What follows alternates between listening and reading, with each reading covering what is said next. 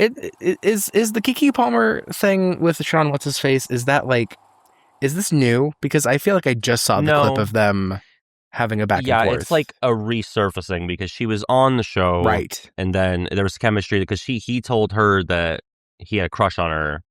I don't know if it was like a current crush, or if it was like a past thing. But then they reunited and talked about it, and then they had like great banter, great chat. Well, they've also been talking about it elsewhere because I know that he told the chicken shop girl that he had a crush on Keke, and I think that she, in one of the Hot Ones where it's not Hot Ones, where it's like a game, I think she also kind of like acknowledged it. Right. Yeah, it's in the air. It's summertime. Okay. Well, speaking of Hot Ones, let's go.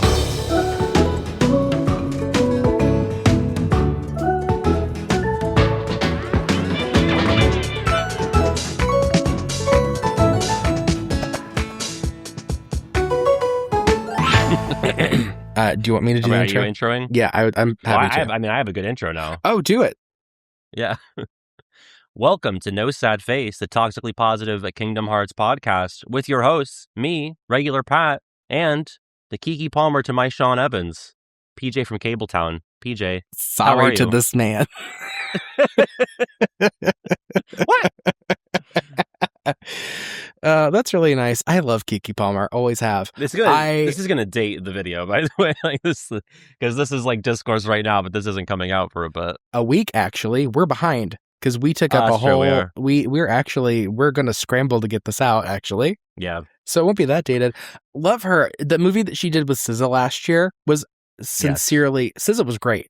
I was really happy. Yeah, because you never know. I saw that with RF in the theater. Did you love it? I loved it, yeah. It's like my number 2 or 3 movie of the year. She's great in everything that I've seen her in. Boosters is her. I love Boosters. I heart Boosters. I like Boosters. Yeah. Fuck, I just call it Boosters. Just came out. I'm so excited to see it. I'm going to try and see it this weekend. I wanted to see it anyway because of Keke, but I also recently found out, not at all relevant to the pod, I have like a mom friend, right? So like one of my high school friends, elementary school friends, her mom. Who had a very, like, I don't want to say late in life, because it's not like she's older, but she had like a big career pivot. I think she did the costumes for this movie, this Keke Palmer movie. I'm so excited to see it. Am I a little loud? I feel like I'm being a little loud. You're okay. It's nice of you to actually ask that after 4 or 5 years now. My Reaper is telling me that I am peaking like cray. So this is going to be fun to edit. Back the hell up then. Give me some space. I get that a lot. I'm sick. I went to Ohio. You're always sick, bitch. I know. You're like, I know. You're sick every time we record. I left my biome and it destroyed my immune system.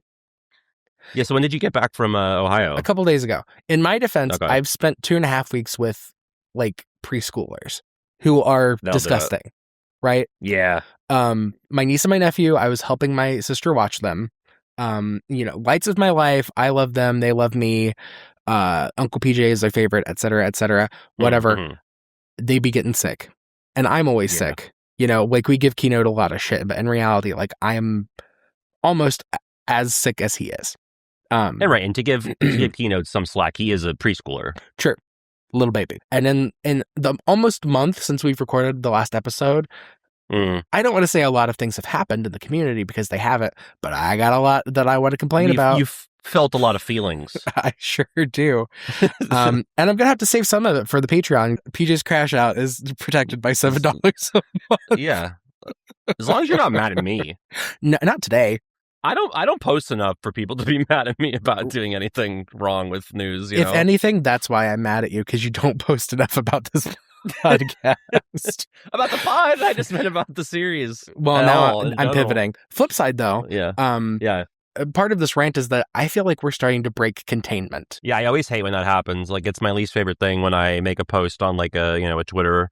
That mine too. It reaches the unintended audience. Well, there's a certain level of attention that I'm comfortable with having, and we're sitting at it. And if I get more than that, it doesn't matter if it's positive or enough. I become even more unbearable than I already am. This is why this is part of the reason why I left Twitter, because Twitter became inundated with traffic that some is real, some is not. Right. It's mostly not. And I was getting way too much just absurd horse shit on my comments. So I was just like, and Nazis took over. So I was like, peace, deuces. Yeah, it's always difficult when the ownership changes. True. And it hasn't happened here. Like, it hasn't been horrible here. But I'm like, ooh, uh-oh. PJ's going to have to undergo a massive personality change if we're going to keep doing this. But on the flip side, the positives are, before we even posted that video last week, we passed the 2,000 subscriber mark. Yes, the Sunny Novus episode 6. Right, where we begged for 2,000 subscribers. Yeah, that was already well done by the time we got that out. So thank you, everybody, for that. And, you know, I really appreciate you coming on this journey, especially when we get really lovely comments like this one that I happened to find on the Reddit, David. Show it. And this is really nice. You know, people were looking for more Kingdom Hearts podcasts, and we were in that thread, and they were saying very nice things about us. So thank you. Yeah, it's always nice to come across that in the wild or have that sent to us. Yeah, by people I don't know. Yeah, it's nice because Reddit can be a scary place in terms of protecting one's ego, I suppose. True. Good times, fun times. We'll get more into the annoying things about breaking containment in the Patreon question. Thank you so much. Yeah. But yeah, I was in Ohio for a while, hung out with the kids, and by the kids, I also mean David Russell and Tut. Who is not in Ohio, but I saw him. You guys were out and about. Yes, he came over. He brought me back to his place. He made me dinner. My sister accused me of having an affair with him. So you tell me about your life now. Well, RF and I are gonna have a house at the end of July. For real. And the Patreon's gonna be profitable in a month. So if you want to get on there. Yeah. No, we kind of got a little bamboozled with the first offer that we had that was accepted, but then the homeowners were being shady and still did an open house after that. A lot can go wrong. I mean, yes, it was technically legal, just very scummy. We found another one on the same street, America, that we really like. So, good. You want to talk about news? Yeah, let's go. It's Patty's News Corner. Cool. So that's great. That's really it. Part of breaking containment is that now people are sourcing us for news, which is hilarious because by the time you get to news, unless we have edited in super breaking news, the news you're looking at is like 2 months old, at least. Yeah. I have a little thing. A little crusty. Okay, well, listen, that's private, but go ahead. I don't even know how to respond to that. Just a little blip, a little thing worth acknowledging. The Nintendo store in America and in Japan have removed the demos for Kingdom Hearts on Cloud. They're still available to buy. That is interesting. But for some reason, demos. It could be absolutely nothing. And they're available everywhere else. Just in Japan and in America, they've been taken down. Yeah, that is bizarre. Mm-hmm.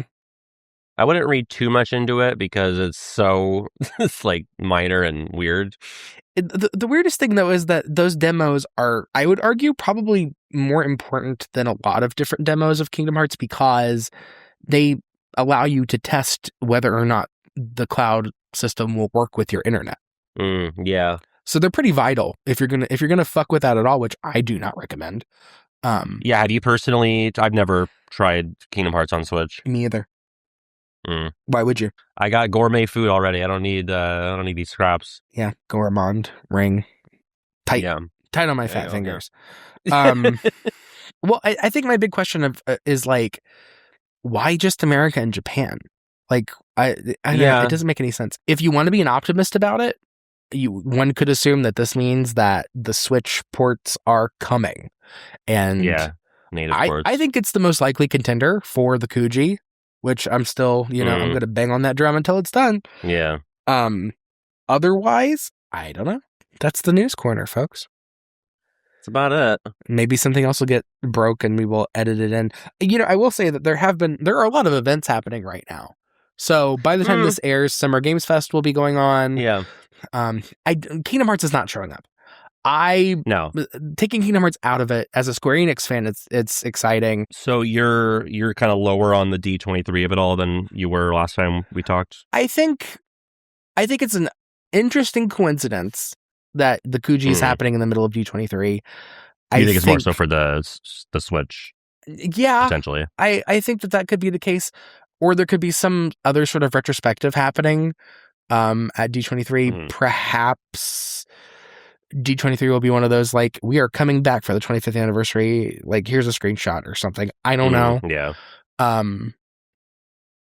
I'm not. My hopes aren't super, super high with 4 in particular. I do think something is going to happen. Yeah. But I don't think we're going to get our big moment until the 25th anniversary. And another funny thing, I went back and I looked at the 20th anniversary where 4 was announced. The last thing that Nomura said at that was, we're not coming back for a while. You might not see me again until the 25th anniversary. Right. And surprise, he fucking meant that shit. Yeah.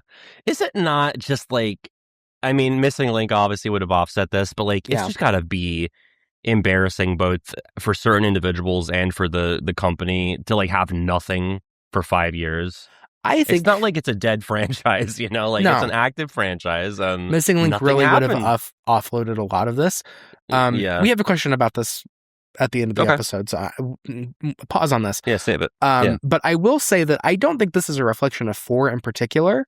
I think that this is a reflection of Square Enix's mismanagement, because until this week, every franchise has been like this in Square Enix's roster. I think within the next year, with the restructuring finishing its 3-year arc, that will be alleviated. Yeah, it gets better. That's what they always said. It was always about Kingdom Hearts. Right. But first, it has to get worse. A lot worse. And speaking of worse, today's episode is going to be about all the things that have been canceled in Kingdom Hearts history. Besides Missing Link. We already had Besides Missing Link. We're not going to talk about Missing Link. Gosh, there's just so much to talk about. Pat has a very concentrated thing that he's going to talk about after the break. So Thanks so much for that, by the way. You're so welcome, bestie. Even though I would argue I'm one of the most qualified people to speak on the cartoon, that's fine. I already do it. I already did my interview. I already did my interview with Seth. You can listen to it. Which I did re-listen to in preparation for this. I have not listened to it since I did it. I didn't listen to it when we reposted it, so I don't remember. You said a lot of like hateful things in that. I was surprised that we kept it in. I did not. No, you didn't. I hadn't even seen it. Low. Yeah. But I do have tea. I do have tea about that I have not shared a lot. I probably have talked about it a little bit on here. For slurping for us right now, or no, when we get to the cartoon. Okay, gotcha. Yeah. So, but I do have lots of things to talk about, and I guarantee you some of the stuff I've talked about, you don't have any information on. It's going to be great. Oh, 100%. Yeah, for sure. So let's talk about some of the broader things. Something that I think I don't really want to talk about because it's such a weird thing, but it's inevitable when we have a podcast like this. Fragmented keys. Yeah. I know so little about this. I feel like it came and went while I was, relatively engaged with the series, and like I don't even know if I truly even knew about it until I got into YouTube. Well, it's every fucking episode that we have where we talk about something, I always say it's a weird one. So I'm going to stop saying that. But of all of the odd things that have happened in Kingdom Hearts history, this one is probably the one that I feel like has the most sporadic information about it, right? Because when it first was discovered, I'm going to go back as far as possible. In around 2013, when I was working at KH Insider, was I working at KH Insider at the time? Or was I closing up shop on KHU? I think I was closing up shop on KHU. There, people who were working as staff members of sites were aware of a Kingdom Hearts project being worked on by a company that was not Square Enix called Kingdom Hearts Online. The only thing that we knew about it was that I think it was being developed for Facebook, or that's what we had been told, for Facebook Gaming, which had kind of, I think, launched maybe 2 or 1 year earlier. Sounds right. Disney was interested in having a Kingdom Hearts browser game. That was that's what we knew, and we heard Kingdom Hearts Online. So later that year, when Key was launched and there were rumblings of a Key localization, we all just kind of assumed that Kingdom Hearts Online was the working title of Key. Because it'd be crazy to have 2 separate ones going at once. Right. And I think we even had heard that like it was like a Keyblade team sort of multiplayer thing. So that was what we'd heard. And then I think much later, people started finding on portfolios and LinkedIn's bits and pieces across different indie developers suggesting that there had been a Kingdom Hearts game in development that was not helmed by Square Enix. And I think KH13 broke it. And at that point, I was definitely a KH insider. And the staff looked at it and they all basically decided this is an April Fool's joke or this is wrong. And we're not touching this shit. And so for a long time, like a lot of staff members at KH Insider got really aggressive about not covering it because they were like, this is fucking fake. And to be fair, a lot of the concept work looked fucking fake. And then like they'd put it to bed and it kept kind of resurfacing. And over the years, more and more people outside of the Kingdom Hearts community were finding things about it. There's one archivist who primarily works with Epic Mickey. Like their thing was looking at all of the canceled Epic Mickey games. The YouTube name is DJ Springtrap, I believe, who was going through different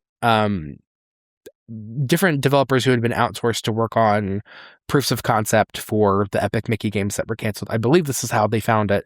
And they found actual footage of Fragmented Keys. The Keyblade wielders fighting the organization member in Peter Pan's London. And that kind of cracked it back open again, and more people have been looking into it. So from what I can tell, Kingdom Hearts Fragmented Keys was a RPG that was an iOS and Android game that was being developed by Disney across multiple different studios.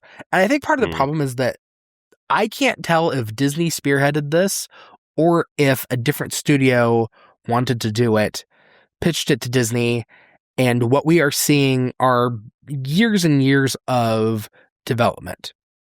And when video games are being worked on at the developmental phase, you and I are not supposed to be seeing what goes on behind closed doors. The earliest days of pitching, the earliest days of proofs of concept, the earliest days of development, concept work, whatever, that's never supposed to see the light of day. And there are a lot of reasons for that, right? Like concept work, and you'll find now, especially as games are maturing and the world of gaming is maturing, we are seeing less and less concept art because, you know, gamers feel a certain way about things not being like the way that they were. But also like a lot of times when studios do development work, the projects have not been greenlit yet. Legally speaking, like they don't have the right to show a lot of what they're showing. They don't have the right secured to even do the adaptation in the first place in some cases. And this will come up later when we talk about the cartoon, but some proofs of concept will also use outside IP to make their point. Like they will use unlicensed music tracks. They will use... So it's a legal issue, basically. A lot of the times it is a legal issue, right? Yeah. And it's just easier to show that across as concept work and just never release it officially. And I think a lot of what we're seeing with Fragmented Keys is that, right? Like a lot of people that have worked on it in different studios have said like they got pretty far in development. Who fucking knows what that means? Right. Because you're seeing a lot of Star Wars. You're seeing a lot of like other things that Nomura has said, even though Disney owns these, it can take a long time for certain licenses to get cleared, for certain departments to be okay with it. Like Fragmented Keys, all the concept artwork that we've seen, like they really ran through the IP. Like they really ran through Disney stuff in a way that Kingdom Hearts just hasn't. What we know about it is that it would have been like, I think you create your own Keyblade wielder, very similar to Key. You go throughout the Disney worlds. The Avatar characters looked basically just like very heavily edited versions of Sora. Some of the concept artwork just has Sora in it. You have a Keyblade, your Keyblade can get leveled up. Game Central Station seemed to be the hub for Wreck-It Ralph, so you would travel to the Disney worlds, I think, from there, but I'm not sure. Yeah, I'm looking at it right now. It looks like that would be the case. It looks it's very difficult to talk to anybody who's been involved with this game and has the same thing to say about it. Right. So it looks like they were probably trying to get a lot of different studios to bid on the ability to work on it, perhaps. Or they gave clearance to some to like start a certain amount of like development. They had like a roadmap for some people. I'm not sure, but whatever the case was, people say that the plug got pulled in 2014. Which honestly, if I had to guess, and you're going to see a recurring theme, my guess would be that Nomura got wind of it and it got shut down because Key was being worked on, or parts of Key were supplemented by this idea, and Nomura just said, if you want to do this, I will give you a better official version. Because that Game Central Station art's kind of damning. Like, them including Wreck-It Ralph at the end of the Key saga was kind of a big deal. Yeah, I mean, that was they never, until then in Union Cross, they never like hard launched, hey, here's a whole new property that's being represented. Right. This is a conspiracy theory. But isn't it funny how when things start getting worked on without Nomura, he bounces back with an official version? Look at Coded. Look at Coded off the heels of the canceled Kingdom Hearts V-Cast. Here's something that I guarantee you that you have heard almost nothing about. Scholastic was going to publish a series of young adult middle grade Kingdom Hearts novels. Oh, like better than the ones I've been reading?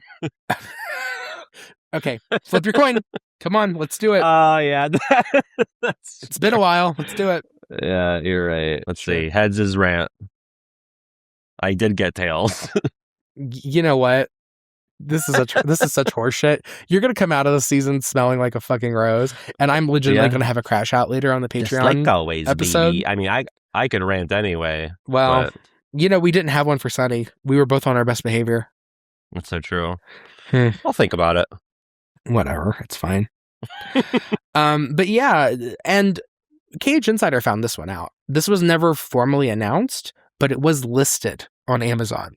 Let me pull up my emails about this because okay, so KH Insider found it. Scholastic had mentioned that they were doing it. It was listed on Amazon, and then it was immediately pulled when we reported on it. We don't know much about it, but the original listing said it was going to be a much anticipated untold chapter of Kingdom Hearts lore that was going to be canon. It's so funny how all of these things that are meant to be like the hidden secrets of the time that was lost, and these are the things that we always end up losing. Yeah, immediately pulled, right? Also know the author was going to be Brooke Vitale, who her bread and butter is this shit. She is super well known. If you're a Disney adult who has like little ones in your family and you're trying to get them to read, if you have any of like the middle grade or like board books that are Disney, I guarantee you have some of Brooke's work. Years later, somebody contacted Brooke and said, "Hey, what happened to the Kingdom Hearts middle grade book series? Was that a thing? Were you working on it?" She said, "Yes, it was a thing. I can't talk about it, but I was told that it was pulled because of COVID." Oh, it's some horseshit. But it was pulled because of COVID. I can't really say anything other than I know that the press release said that it was supposed to be canon, and it was not going to be canon. Yeah. I feel a presence. I feel a daddy who got mad about it. That's what I feel. I struggle to believe that a non-video game thing was ever going to be canon. You know? Here's the thing. Shortly after it got pulled and shortly after that happened, guess what was announced? Dark Road? Yes. I think these books were going to be about young Xehanort. Oh, wow. I have no way of knowing that. This is a conspiracy theory. But this was my feeling, is that this was going to be a young Xehanort. And when Dark Road was like, when they were him-hawing on canceling Dark Road or pulling a bunch of content from it or removing the upperclassmen from it, Nomura did mention like maybe we'll put it in a book. I could be wrong, but at the time this was the most glaring chunk of lore that had not been covered. And I guess I should rescind what I said, because I said like, oh, what would a non-game thing be canon? But then you look at like the fucking orchestra, like the world tour thing. I know, but I don't think Square had anything to do with this. And I think that's part of why they had to say it wasn't canon. I think it's part of why they had to go back on it, because only Nomura can make that distinction. Right. And it feels like he got wind of it, and that's why it was pulled, and that's why I don't think she would have ever made that clarification 3 years after the fact if Square had not clapped back hard on it. Right. So anyway, in preparation for this episode, it had been long enough.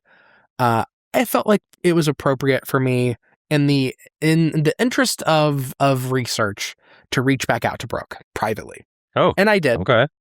I said, I hope you don't mind me giving you a cold call.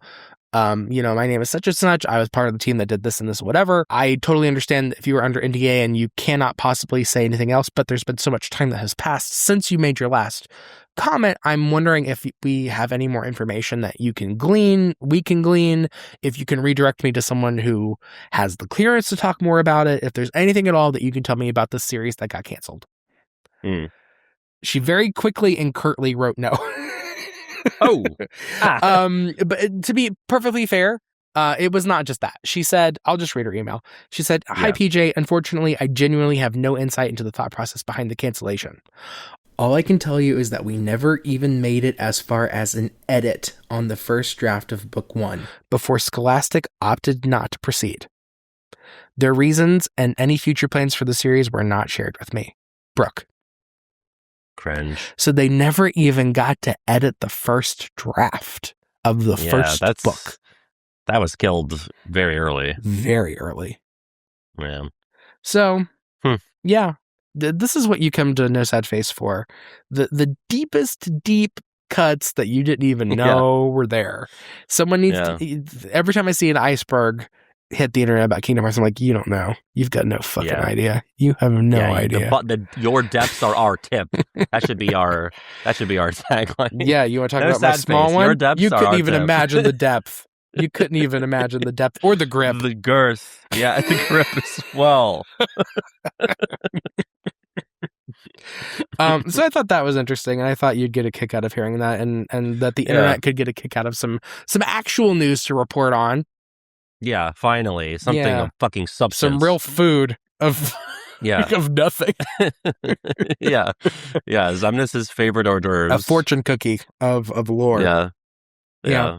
Another thing that got canceled that I kind of want to talk about that, is not, we're not super knowledgeable about, but it's worth mentioning. The mystery Kingdom Hearts game that got canceled. We know next to nothing about it. Nomura mentioned it a lot around Birth by Sleep and around Birth by Sleep Final Mix. And then when Dream Drop came out, the interviewers asked, "Is this the mystery Kingdom Hearts game you were talking about?" And he said, "Oh, no, we're not doing that anymore." Yeah, I remember you referencing this in a previous episode. Yep, Nomura has talked about it in interviews, and that's like the extent of it. All that I know is that when he talked about it, he was like, "Yeah, people were like, the team was really surprised when I pitched this." So that seems interesting. A lot of people think that this is Kingdom Hearts Birth by Sleep Volume 2. Right, because of the proximity to BBS. And when 0.2 came out, Nomura kind of hinted that it was built on the bones of the canceled thing. Yeah. Here's the thing. We don't actually know. We have no idea of knowing if Birth by Sleep Volume 2 was ever like a legitimate game. If that was ever a thought, or just the name of the secret ending. We truly do not know what that would have been. If we want to look at what was presented, it's easy to say that like Birth by Sleep Volume 2 being the mystery game was a series of pastiches about characters across the Kingdom Hearts timelines and telling snippets of their stories. That seems right. That seems interesting. That's surprising for Kingdom Hearts. Definitely feels like it could have been the case. I will say that by the time Birth by Sleep Final Mix came out, Dream Drop Distance was already well into development. So I'm not sure if that's the case.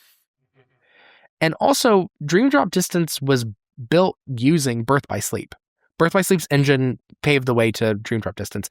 In fact, if you hack open Final Mix, you will find the models for Dream Drop. You will find cutscenes from the original beta trailer of Dream Drop that has never seen the light of day. It's a shame when a Kingdom Hearts game gets canceled. We know that it's already happened. Missing Link is the most obvious one, but things change all the time. I mean, we could probably do a whole other episode on cut content. I don't want to. I feel like that's covered pretty well. Pretty substantially, yeah. But, drive-by mention of it, like, a lot of stuff has gotten cut. Atlantis got cut from Kingdom Hearts 1. Jungle Book gets cut from Kingdom Hearts all the time. Treasure Planet was cut from Dream Drop Distance. Dream Drop. Pleakley got cut out of Birth by Sleep. Pixar characters were built using Kingdom Hearts 2 engine, and you can find Woody and Buzz in there, but I believe it was mentioned that those weren't ever actually meant to be in the game. They were built as proofs of concept to get them in the game. Fucking around. What else has been cut? Oh, Cars. Cars was cut from Kingdom Hearts 3. Surprise! I don't think I knew that. Cars was cut from Kingdom Hearts 3. There was a leak. It might have been 13th Festival again. So someone found the Kingdom Hearts 3 demo, the one that was shown at events. And by data mining that, they were able to find a lot of information that was not in the release version of Kingdom Hearts 3. There was a list of worlds, that uses world code that, in Kingdom Hearts, the files are segmented by worlds and the worlds have codes. So the folders had all the worlds and one of them was Cars. Damn. Yeah. Although the other ones I was a little bummed about. That one I'm like, okay, listen, sometimes we gotta trim the fat. Honestly, I understand it, but I have to say, I love it when Kingdom Hearts gets cursed. I love Lion Pete. I love that shit. I would have adored. I've been actually kind of pumped for a Cars world for a long time. Seeing Sora as like a little Japanese sports car, I see the vision. Goofy is like a jalopy. Maybe Donald is one of those waterboat airplane things. What are they called? Listen, I would like to see it. Would I like to play it? That's another question. I think you would. I think you would love to have like a really well done minigame world where you're racing. Like Rumble Racing, but good, yeah. But good. I feel like that's a good place to break for our break. I learned a lot, and now I'm ready to relax on our break. Great, because your segment's coming up, bitch. Yep, sure is. Well, No Sad Face is brought to you by our friends over at the Patreon. Oh my goodness, our patrons are the best. They are. They really are. I love them. I love them. Our little community in our Patreon Discord is so cute and so chill. And they get the tea. They know that Square Enix totally intentionally fucked our season. So I don't know about that. Okay, they didn't. I mean, Square Enix did pull a guest of ours. That is true. They did. That is true. That is true. Our season is a little shorter now because of it. And we can talk about that kind of thing over at the Discord. Yeah. Maybe we've been playing this all wrong. Maybe the angle is you're going to learn a lot of hot tea if you give us money. Lock the hot goss behind the paywall. But really not. We're not going to go into much more detail about that. No. But still, yeah. There's only so much we can say. True. And, some of the bonuses at the $7 level are that, we will read you out loud. And also, if you send us a special question, we're going to do a separate Q&A where we do get into more detail. And we finally have questions this month, so we're going to answer those. Woo! And you can feel free to do that. You can join us at patreon.com/nosadface, QR code here. You don't have to give us money, obviously. The best thing that you can do is just, share comment, share, rate, subscribe. Talk about us on Reddit. Please, if you want, if it's good. Yeah, don't talk about us if you're going to be nasty little goblins. Right. I mean, we can't editorialize the things that you guys say, but, it does help. Yeah. So let's move over. So some of our $7 patrons, someone named Michael. Hi, Mike. I've got nothing else to say. There's no avatar. There's no nothing. Just Michael. Michael O. You know what? I've had such a history with Michaels in the community. Mm-hmm. I had a whole arc with one. A friend of mine, Michael. Maybe they upgraded Mickey at some point to me. Maybe this is your friend Michael. It could be. Could be the king himself. Yep. Michael is a pretty common name. This could be anybody. We could have. I think it's in the Bible, isn't it? Yes. All this to say, Michael has been around for a long time, and I hope this Michael will stay with us for a long time. Thank you, Mike. I wish we knew more about you. Thank you. Yeah. Yeah, if you're one of our, if you're in the Discord, if you're under a different name, if we do know you, let me know, and we will amend this in another episode. Yeah, we'll circle back. Yeah. Yeah, unless it's a secret. I don't know. Yeah. Next person is Sock Zan or Sock Jan or Sock Zian or Sock Xan. Hard to say what the intended pronunciation is supposed to be. Do you know this person? Is that the recusant sigil in there? Hard to say. Zakian. It's fun. I like it. I like the bip and bop of that. Really interesting profile picture. It looks like some sort of like elf-like gremlin demon, pointy ears, kind of giving Mr. Tumnus. Kind of giving regular pop. There are horns. There are like teal and purple horns that kind of wrap around. There's like an orangish hair with some rainbow ombre, deep black eyes with like purple irises, kind of slit snake nose, fangs. I think this person's a centaur. I do think I was right with Mr. Tumnus. They've got some rainbow chest hair.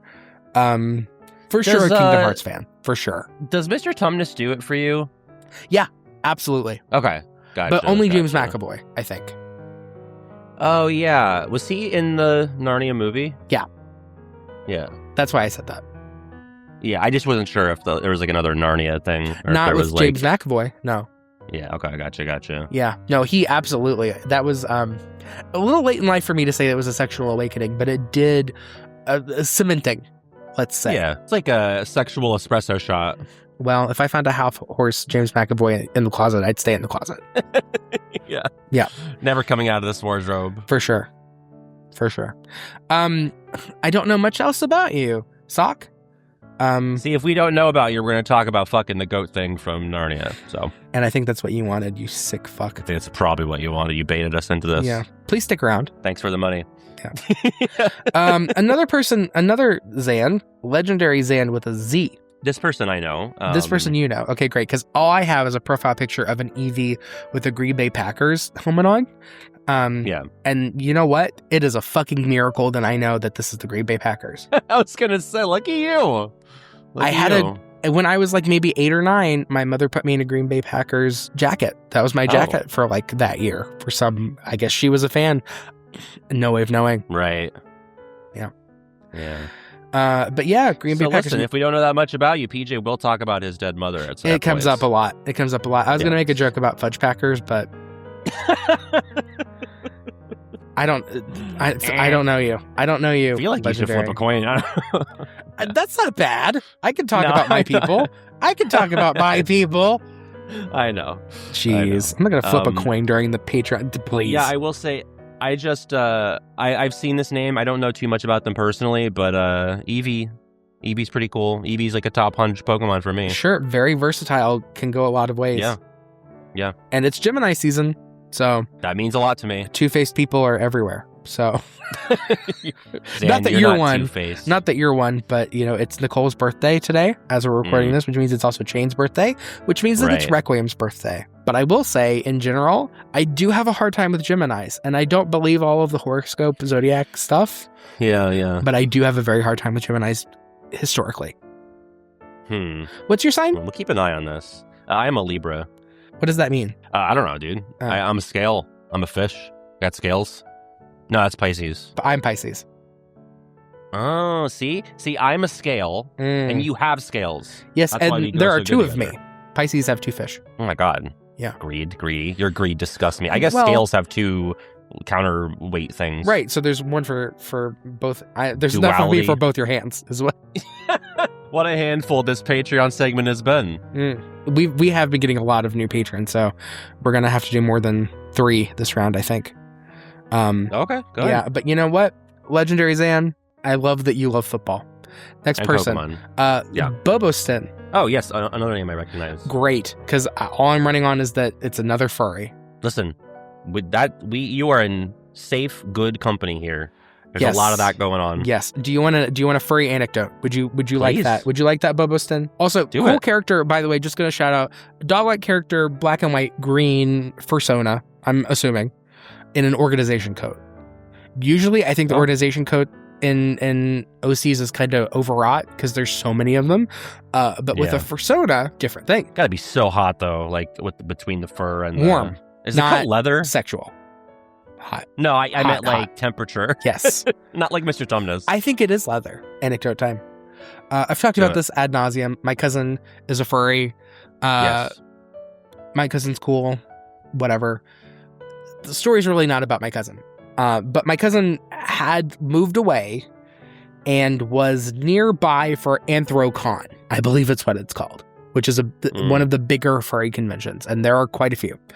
Anthrocon was in Pennsylvania, so it was close enough to Ohio that my family was like, this is our only chance to see him. So my family goes to visit my cousin, my aunt and my grandma go. And so they go to this convention center.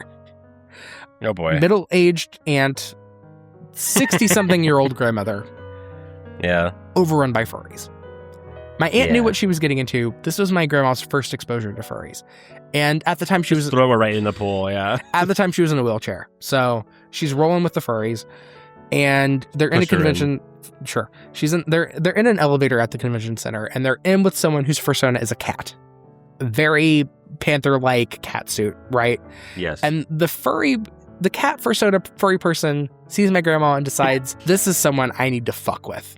So the person gets over to my grandma and starts doing like cat stuff, like rubs up against the chair, starts going, meow, meow. Awesome. Meow. And my grandma starts meowing back to the cat.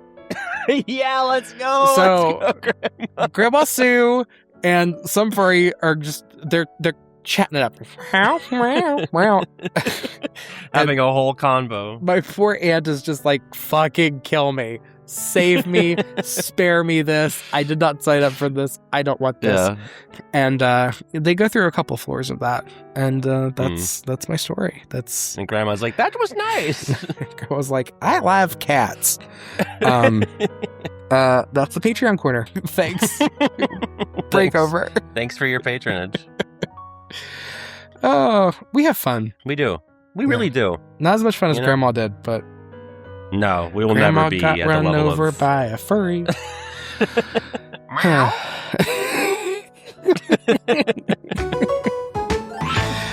You ready to talk about the cartoon? Yeah, let's do it. Where do you want to start? Well, like I said, I listened to your interview with Seth Kearsley, which you did for Cage Insider back in... Do you have the date on that? I don't remember seeing it when we did the archive I think it was over 10 years ago. It might have been about 10 years ago. Probably 2016, 2017.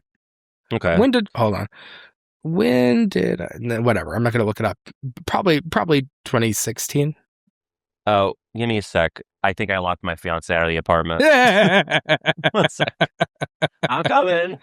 Okay, well, that'll give me enough time to look it up. Seth Kearsley, Cage Insider interview. This is how I do my research. Side note, while Pat's doing this, a lot of people are really bad at Google. And I understand that Google sucks now, but we can get past it. There are ways to get past it. Hello. I took the trash out and then I put the chain up on the door, not the birthday boy, and I locked her out. I had to go get her. I'm sorry. Got it. Okay, so I interviewed Seth in 2017, so 9 years ago. Gotcha. Okay, wow. Yeah, your voice has changed so much. Thank you. It's probably the illness. But really only in 4 years or 5 years, because you've sounded like this since I've known you. You've sounded like this. Honestly, like this. 2018 is when Mom died, so it was probably the trauma from that. Could be the trauma. Yeah, for sure. Trauma does some stuff that to interview, our vocal cords. Over an hour. So you listened to it. How was that? Yeah, and it was good. I mean, it was an engaging convo, and I'd already learned stuff from the first time I listened to it, but I relearned some things. I forgot that he was the 8 Crazy Nights guy. Yes. I did Wikipedia search Seth Kearsley again, who was the primary artist and storyboard guy behind the animatic. Yeah. When you type his name in Wikipedia, you just get a redirect to 8 Crazy Nights, which I'm not sure would he be super thrilled with that? I mean, he liked it. Yeah, he liked working on it. The people that watched it didn't like watching it, unfortunately. He was between projects until relatively recently.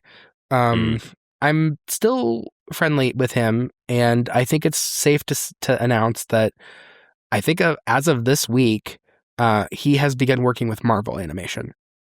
Oh.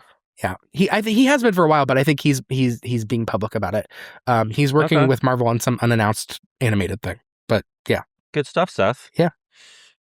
Well, yeah, I mean, this animatic is the most tangible, accessible thing that we have in terms of attempts to bring Kingdom Hearts to television. There have been many attempts since, maybe at least one before, where Seth looked at the script and was not thrilled about it. They had a really different idea for what they wanted to do, whereas Seth wanted to take it in a more of a traditional anime sort of approach, like an American anime type thing, like Avatar is how I envisioned it, where SDG they're still a unit, they're still traveling around, but like Riku and Kairi are much more integrated into the story as well, and they're not sort of like quarantined to like the very beginning and the very end in the case of Kairi, or very sporadic for Riku. Like I got the impression when I rewatched the animatic as well, I got the impression that like Riku was going to be somebody who showed up in every episode. I feel like I'm talking broad strokes and I haven't like set this up well enough yet. Honestly, be as broad as you want, because I think most of what we're probably going to talk about is just what we thought of it. The interview, if you do want to learn more about the production of it, the interview happened at a time where Seth had not released the animatic. So it was a different world when we were talking about it. Seth put storyboards up on DeviantArt at some point about 10 years ago, and then the floodgates kind of opened again, and he became super accessible and people were talking to him about it. And yeah, I found November of 2013, he put stuff on DeviantArt. Yeah, it was 2016. This is from the KH Wiki, but it's sourced here.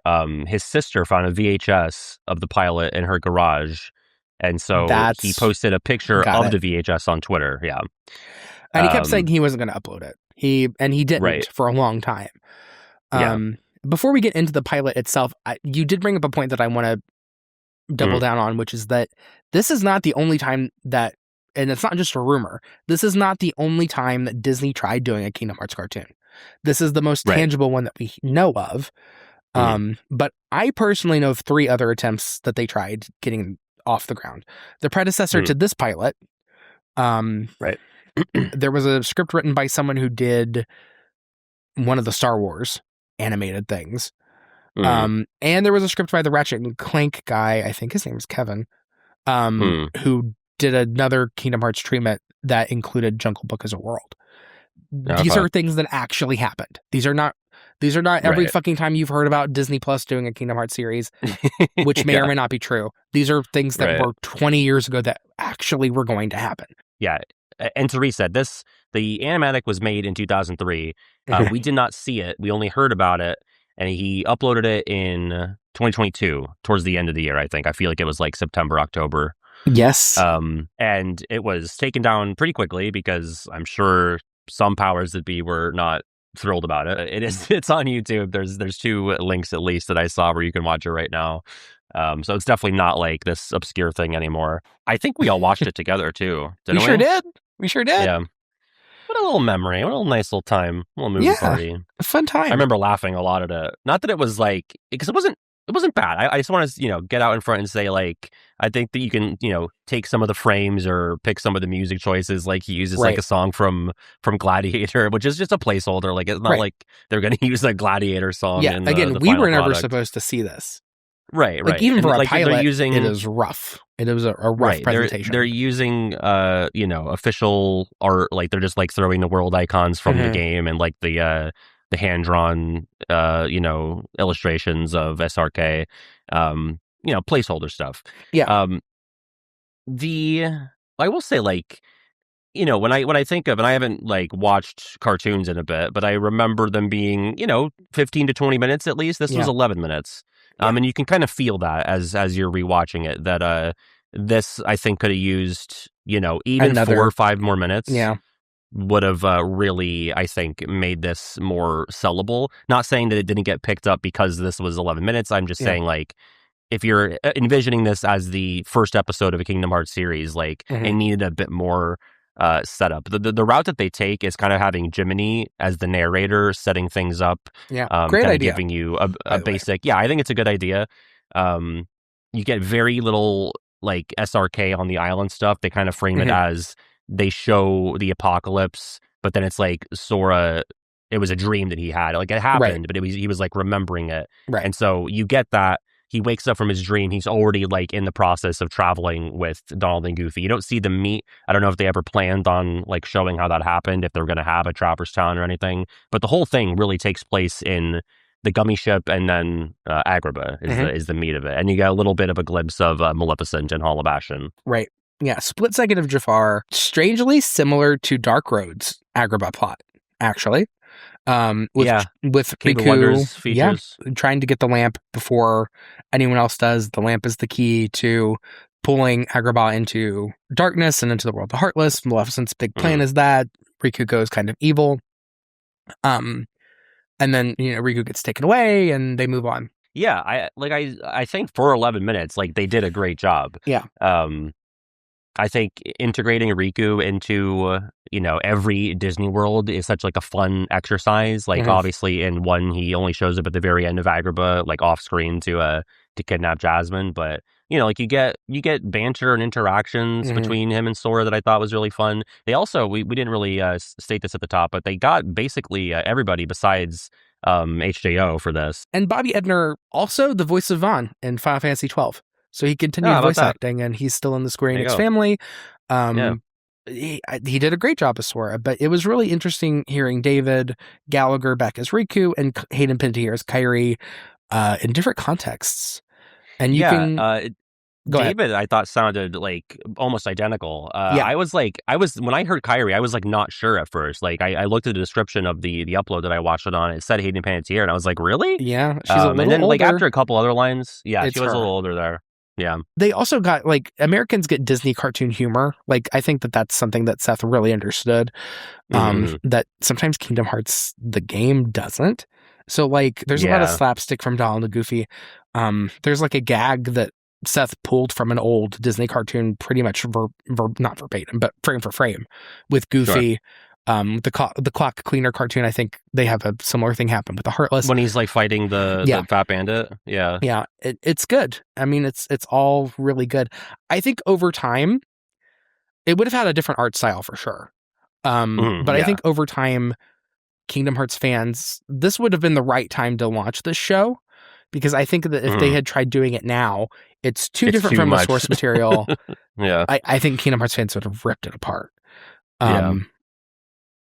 Anyway, I'm sure you have more thoughts. I don't want to monopolize. Yeah, no, you're good. You're good. I think I always like when people talk about adapting Kingdom Hearts, I'm always like, do I need it? Like, do I want that? Right. Is it even for me at this point? Like, if this show came out now, like, let's just say they're going to adapt KH1 and it's going to be, 15-minute episodes on Disney Channel. It would never happen at this point in time and in the media landscape that we live in. Like, would I want to watch it? Like, I don't really know if I would. Like, some things are like too sacred to me. Like, I don't want them touched. But like, from what I saw of this, like, if this came out in 2003 or 4, and I'm right in between playing KH1 and Chain of Memories, like, I have to imagine this would have been right up my alley.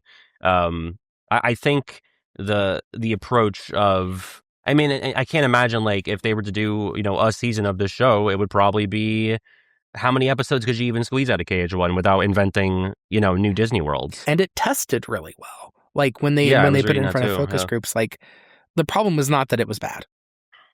No, it's just that Disney, didn't want to commit resources to it, or they didn't want to have it compete with other things that they were doing. Have more like, on oftentimes, this, but oftentimes people don't realize that, like, when something gets picked up, like, other things have to be, dropped off. Yeah, for sure. Taken off the slate. I mean, they probably had other priorities. Well, I'll get into this because I feel like I kind of want to end it with the hot tea. But talking more about the show, like, you're absolutely right in terms of, like, adaptation.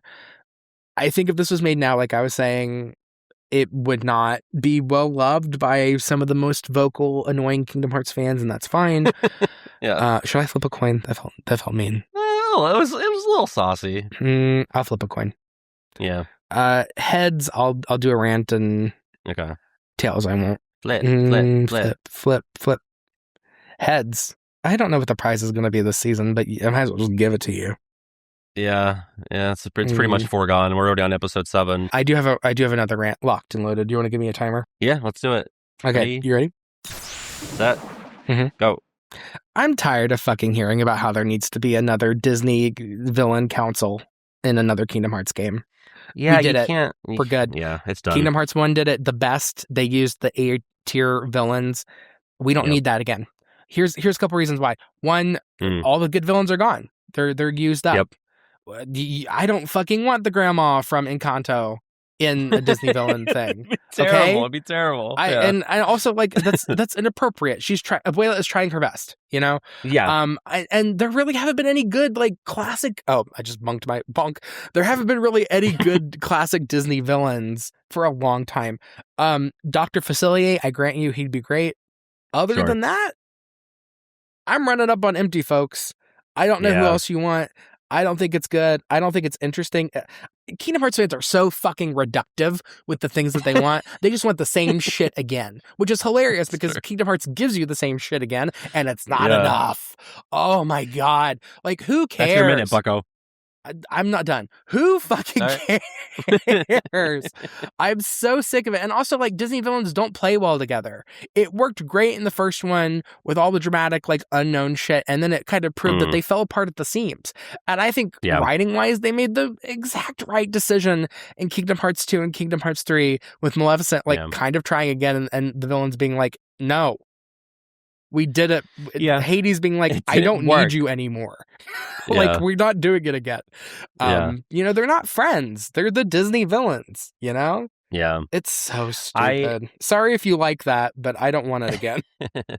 I mean, I generally feel the same, maybe not as strongly. Like, I think the toothpaste is already out of the tube with the Disney villains. Like, they're not going to feel the way that they did in one because you have all these much more imposing, you know, humanoid type villains that sort of just like, you know, overshadow what they were doing in KH1 in terms of like the threat that they pose. On the flip side, like, part of me is like, okay, Maleficent trying to get the gang back together, like, it's funny.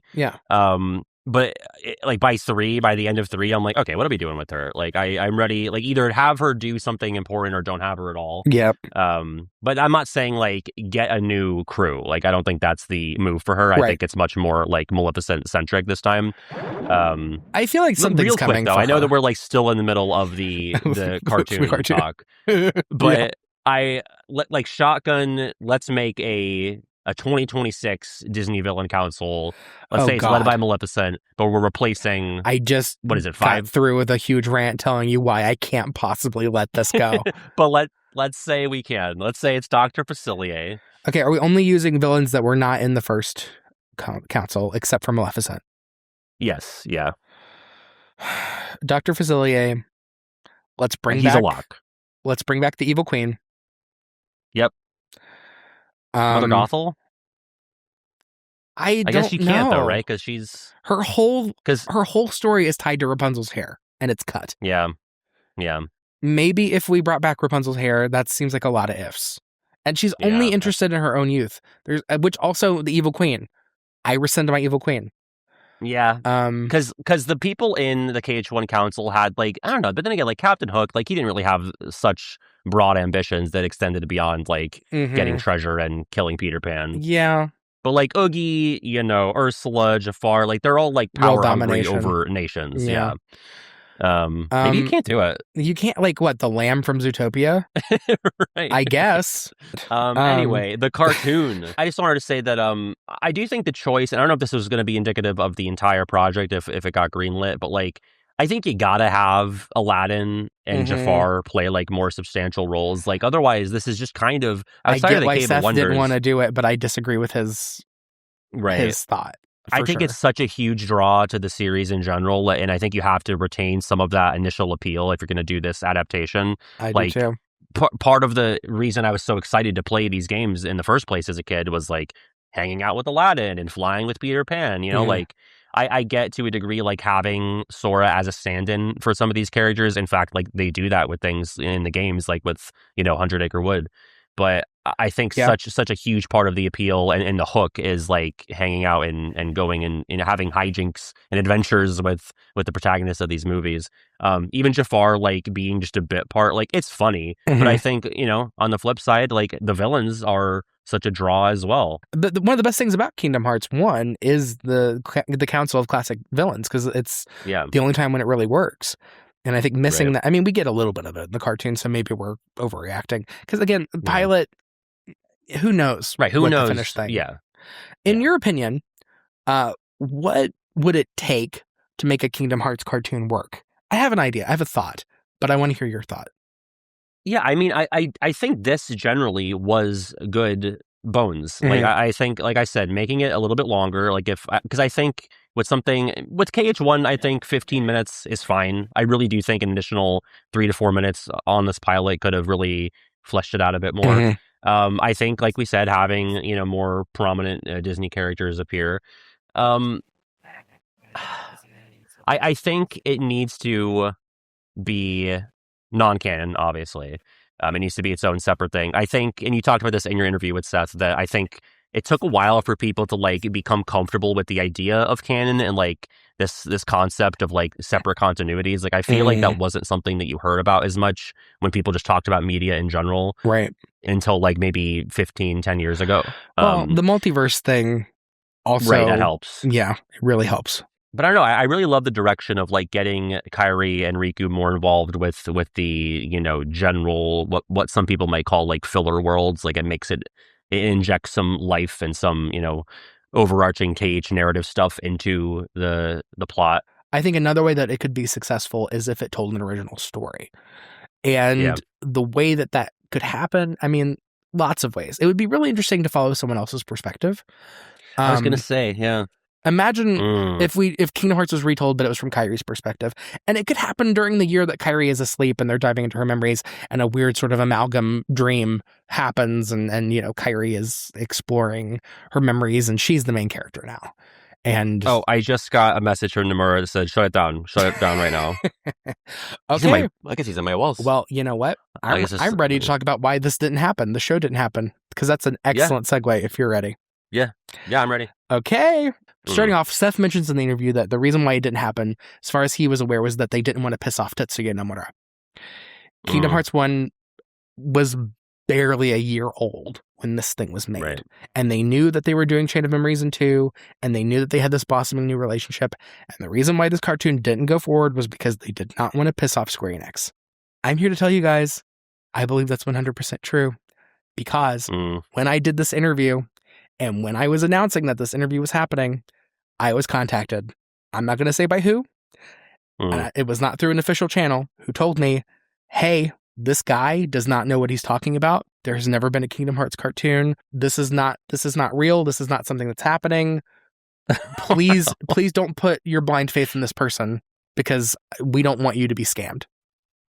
What in the boss thing And say? I told them respectfully, this did happen. Here's all the proof about it. Right. So there is no Kingdom Hearts cartoon doing the fucking Jedi what mind I trick. can glean from this is that not only did Disney not want to do it, they never fucking told Square. That's crazy. That's crazy. Like the cold call. You don't know anything about this. This not is not real. Not only did I get a cold call, I got a cold call through a back fucking channel. Yeah. They were so serious about this. They were like, well, yeah. they didn't know. They wanted me to be careful. They were worried about us. Okay. Like they were like, please don't give this person a platform because we legitimately don't know what they're talking about. That was the move. I'm sorry, but it happened. And I think what they were worried, and maybe they did know about it at some point and they'd forgotten because it had been so long, but like it was so far from their radar. And I'm not going to say who it was, and I'm not going to say like how it happened. But it was someone that should have known. So again, I don't know the full context, and maybe they did, maybe I'm missing information, but from what they did not want me to do the interview. Yeah.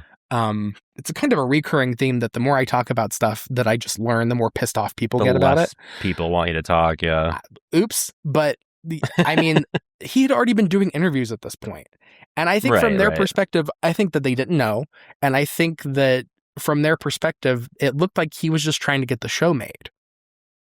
And they had nothing to do with it. So they were like, which was not the impression that I got when I listened to the interview again. Like, I don't get the impression that Seth was like, at that point, like, I'm sure he wanted people to see it and recognize it for its merits, but I don't think he was like actively still trying to get that done. I think that when he found that tape and when he started posting frames, and I think that when like I said, I'm not the only person that interviewed him. There was so much interest and those interviews did so well that he definitely did keep trying to pitch it. He did keep trying to see if there was something there because he was like, well, if anyone's going to do it, like we already have all this stuff in place. Like, yeah. I already had a plan. Like, is this salvageable? Like, I don't think anyone's the bad guy here. I just don't think they Just didn't knew. work out. Yeah. Another life.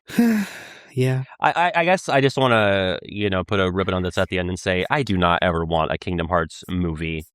Like it's the last thing that I want, to be honest. Like I will take an anime, I will take a 11-minute cartoon series. I do not think you can tell a satisfying Kingdom Hearts story in even 2.5 hours. Because they tried it with back cover or whatever, however long it was, the recoded movie. Yeah, I'm thinking. Even a KH1 movie you just can't do it. I do not want an adaptation of a Kingdom Hearts game as a movie. I agree with you. Yeah. It would have to be something new. Yeah. Or it would have to be like a side story or it can't something be very isolated. I would still see it. Yeah, me too. I mean, of course I would. And I don't think I don't think it's impossible, but I do think there's just so much against it. Yes, and I also think like the spike in interest has passed for that. Like I think if that was going to happen and they were going to get their mileage out of it and milk it for all it was worth, I think that was in the ballpark of 20 to 15 years ago. Well, when have they ever been timely? That's a good point. Question time. Pivot. Okay, you ready for the question? Yes. All right, I'm going to read the whole ass email and then I'm going to explain why we're not answering it. Okay. Hello, PJ and Pat and PJ, primordial hosts of History and Time. I am not that fucking old. Yeah. As your second ever patron, I bring you a question that is hopefully interesting and hasn't already been asked.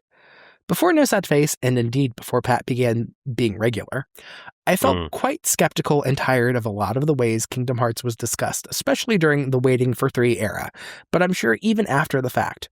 In particular, making a tiny thing into a huge piece of news that wastes people's time and actively lying about things for publicity, I guess.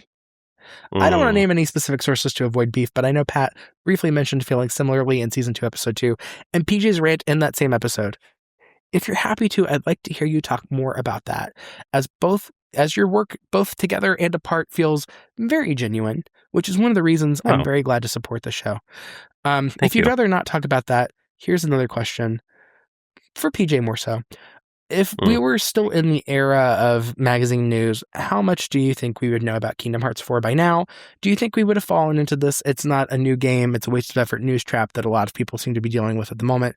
Regardless of the above, and if or you choose my email, I hope you both have a great day and recording day, as I learned from being a patron, which audiences should be if they aren't already.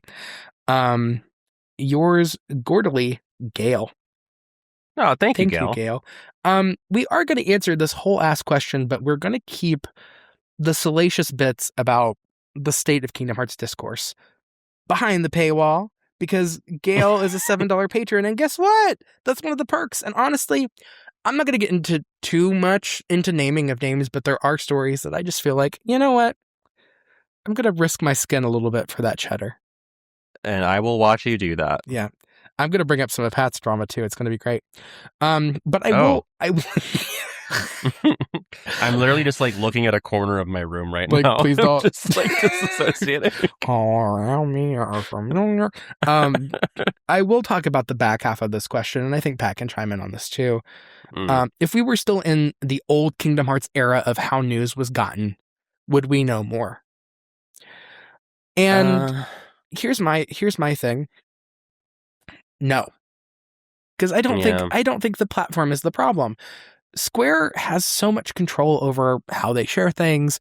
They own venues through which they can print things or not. YouTube is free. Disney owns D23. I think the reason why we don't know anything right now is just because they don't want to talk about it. Yeah. Point blank. That's it.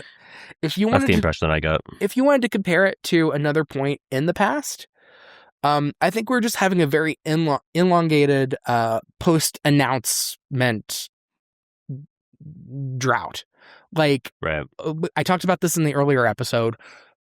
It used to go, the game was announced, and we would see like a beta trailer and some screenshots, and then we wouldn't hear about it for a long time. A long time in those days would be like a year.